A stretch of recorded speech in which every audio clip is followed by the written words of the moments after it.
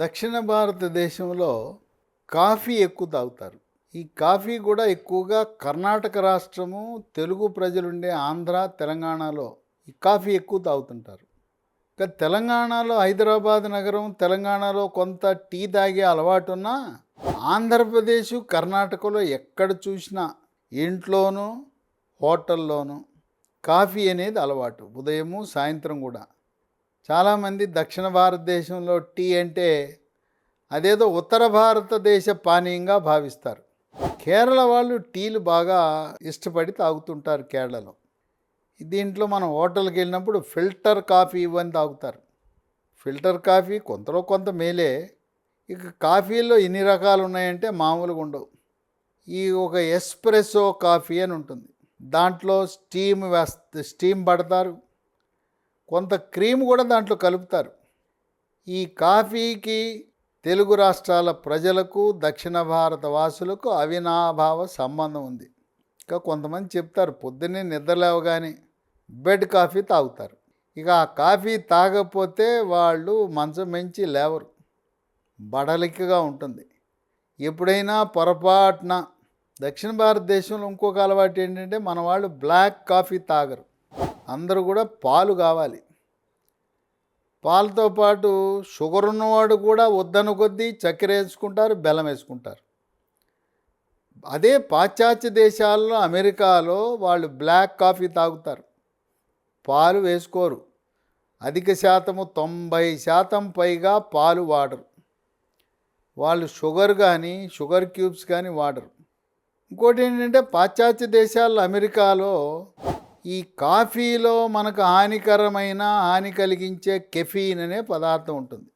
వాళ్ళు తెలివిగా కాఫీలో ఏదైతే హాని కలిగించే కెఫీన్ ఉందో ఆ కెఫీన్ తొలగించి డీకెఫినేటెడ్ కాఫీ అని అందుబాటులో తెస్తారు.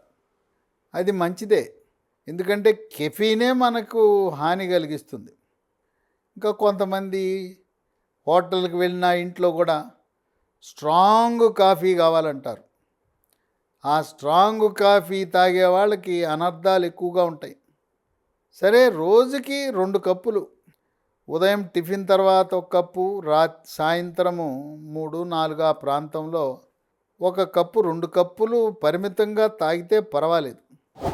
ఈ పరిమితి దాటి కాఫీ అధికంగా తాగటం వల్ల గుండెపోటు, హార్ట్ అటాక్ వస్తుందని తాజా వైద్య పరిశోధనలు వెల్లడిస్తున్నాయి. గతం నుంచి కూడా మన పెద్దలు చెప్తూ ఉంటారు కాఫీ ఎక్కువ తాగొద్దు అని. ఈ కాఫీ అధికంగా తాగితే జీర్ణాశయంలో ఉండే సున్నితమైన పొర దెబ్బతిని పేగు పూత, పేగు రాపిడి, అక్కడ పుండు, డియోడనల్ అల్సరు లేదు అన్నవాహికలో రాపిడి, ఇవన్నీ కూడా గ్యాస్ట్రిక్ సమస్యలు, గ్యాస్ సమస్యలు, పేగుపూత సమస్యలు ఉంటాయని తెలుసు. కానీ ఇప్పుడు ప్రస్తుతం వచ్చిన పరిశోధనలు ఏంటంటే కాఫీ ఎక్కువ తాగితే, రోజుకి 2 కప్పుల కంటే అధికంగా కాఫీ, అది స్ట్రాంగ్ కాఫీ తాగితే గుండెపోటు, హార్ట్ అటాక్ వస్తుందని ఖరాఖండిగా వైద్య పరిశోధనలో నిర్ణయించారు.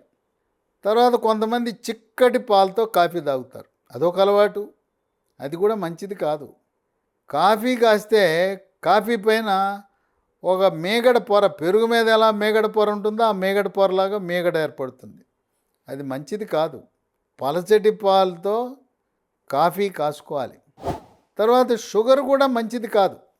షుగర్ బదులుగా బెల్లము, చెరుకు బెల్లము కానీ, దానికంటే మంచిది కోయంబత్తూరులో తయారు చేసే తాటి బెల్లం వాడటం మంచిది.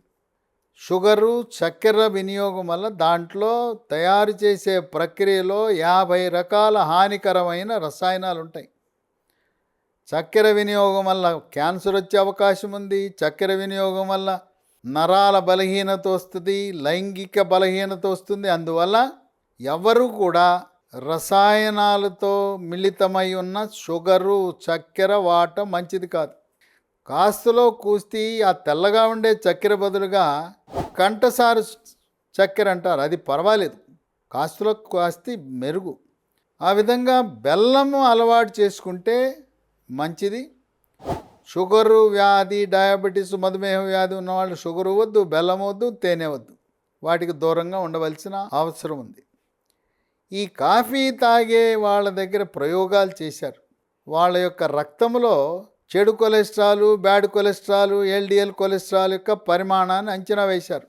కాఫీ తాగే వాళ్ళ కొలెస్ట్రాల్, తాగని వాళ్ళ కొలెస్ట్రాల్ రక్త నమూనాలు తీసుకుని ప్రయోగాలలో కాఫీ తాగటం వల్ల రక్తంలో చెడు cholesterol, bad cholesterol, LDL cholesterol పెరుగుతుందని చెప్పి వైద్య పరిశోధనలో వెల్లడించి, ఈ చెడు కొలెస్ట్రాల్ పెరగటం వల్ల గుండె కండరాలకు రక్తం సరఫరా చేసే కరోనరీ ధమనులలో కొవ్వు పేరుకుపోయి ఆ కొవ్వుపై ప్లేట్లెట్ కణాలు చేరి రక్తము గడ్డగట్టి కరోనరీ ధమనులు పూడుకుపోతాయి, హార్ట్ అటాకు, గుండెపోటు వస్తుందని వైద్య పరిశోధనలో నిర్ధారించారు.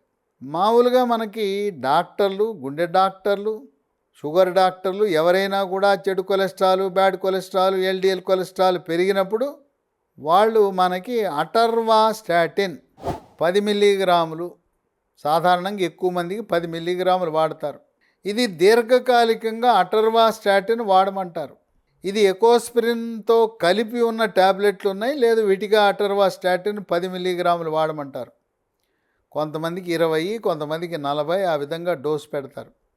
అటర్వాస్టాటిన్ చెడు కొలెస్ట్రాల్, బ్యాడ్ కొలెస్ట్రాల్ని కొంచెం నిదానంగా తగ్గిస్తుంది.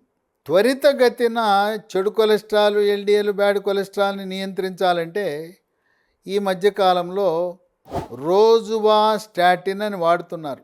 రోజువాస్టాటిన్ 10 మిల్లీగ్రాములు, రోజువాస్టాటిన్ 40 మిల్లీగ్రాములు ఆ వ్యక్తి యొక్క శరీర తత్వాన్ని బట్టి డాక్టర్లు రాస్తూ ఉంటారు. ఈ అటర్వాస్టాటిన్, రోజువాస్టాటిన్ ఒక పక్క ఖరీదు, మరో పక్క వాటి వల్ల సమస్య ఏంటంటే కొన్ని నెలలు వాడేసరికి కండరాలు పట్టుకుపోతాయి, పిక్కలు పట్టుకుపోతాయి.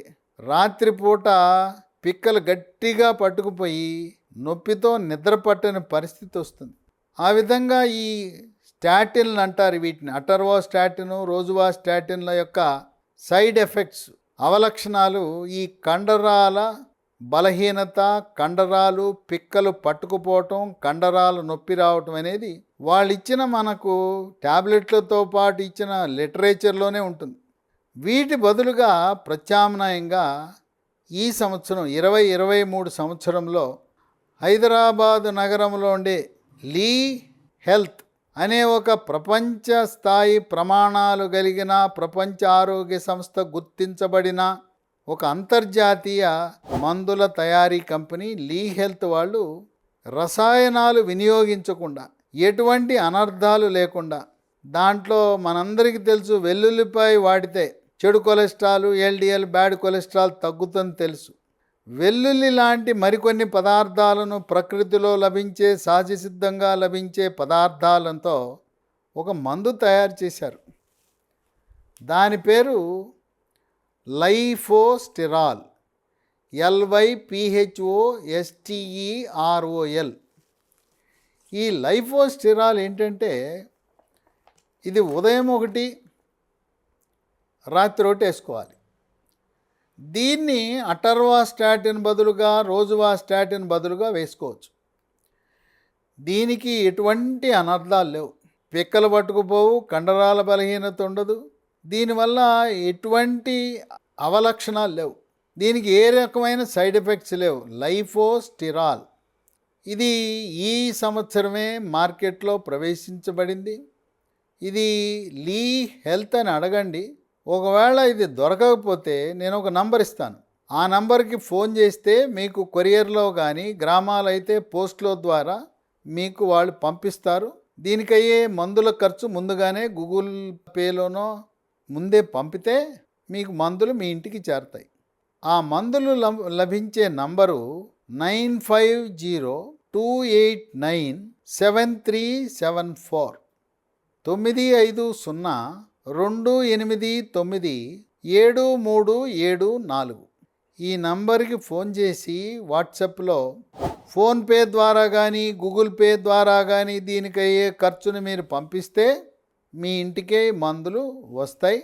మరి ఇది వాడుతున్నప్పుడు మేము ఎప్పటి నుంచో అటర్వాస్టాటిన్, రోజువాస్టాటిన్ వాడాలా వద్దా అంటే ఇంక అవసరం లేదు. వాటి బదులుగా ప్రకృతి ప్రసాదించిన హెర్బల్ మందులు, వృక్ష సంపద నుంచి వెల్లుల్లి నుంచి తయారు చేసిన ఈ మందులు మన పాలిట శ్రీరామ రక్ష. ఈ కంపెనీ వాళ్ళు ఇలాంటి అనేకమైన హెర్బల్ ప్రోడక్ట్స్లు, అలాగే ప్రకృతిలో లభించే పదార్థాల నుంచి మందులు తయారు చేసి రసాయనాలు లేని మందులను మనకు అందించడం అనేది ఒక విశిష్టత, విశేషంగా భావించండి. మరి కొంతమంది మేము ఇప్పటికే వెల్లుల్లి రెబ్బలు తింటున్నామంటే రోజుకి ఉదయాన్నే 4-5 వెల్లుల్లి రెబ్బలు తింటే చెడు cholesterol, bad cholesterol, LDL cholesterol దానంతర కథ క్రమేణా తగ్గిపోతుంది. మరి గుడ్ కొలెస్ట్రాల్, హెచ్డిఎల్ కొలెస్ట్రాల్, మంచి కొలెస్ట్రాల్ పరిస్థితి ఏంటంటే ఈ లైఫోస్టిరాల్ అనే మందు వాడటం వల్ల చెడు కొలెస్ట్రాల్ని తగ్గిస్తూ గుడ్ కొలెస్ట్రాల్, మంచి కొలెస్ట్రాల్, హెచ్డిఎల్ కొలెస్ట్రాల్ యొక్క పరిమాణాన్ని పెంచి గుండెపోటు, హార్ట్ అటాక్నే కాక పక్షవాతాన్ని నివారించే గుణమున్నది. పక్షవాతం అనగా కాలు చెయ్యి చచ్చుబడటం, మూతి వంకరపోవటం, మాట పడిపోవటం, నడవటానికి ఇబ్బంది కలుగుతుంది.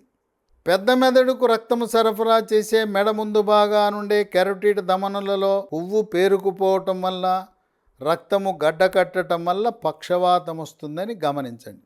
అందువల్ల ఈ లీ హెల్త్ కంపెనీ వారు తయారు చేసే లైఫోస్టిరాల్, LYPHOSTEROL అనే ప్రకృతి ప్రసాదించిన హెర్బల్ గొట్టాలు ఉదయం ఒకటి, రాత్రి ఒకటి మన పాలిట శ్రీరామ రక్ష.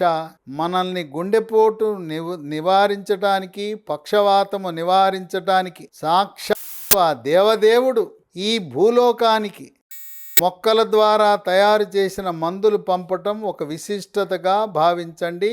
వీటిని వాడండి. వాడి గుండెపోట్లు రాకుండా, పక్షవాతం రాకుండా నివారించుకోండి.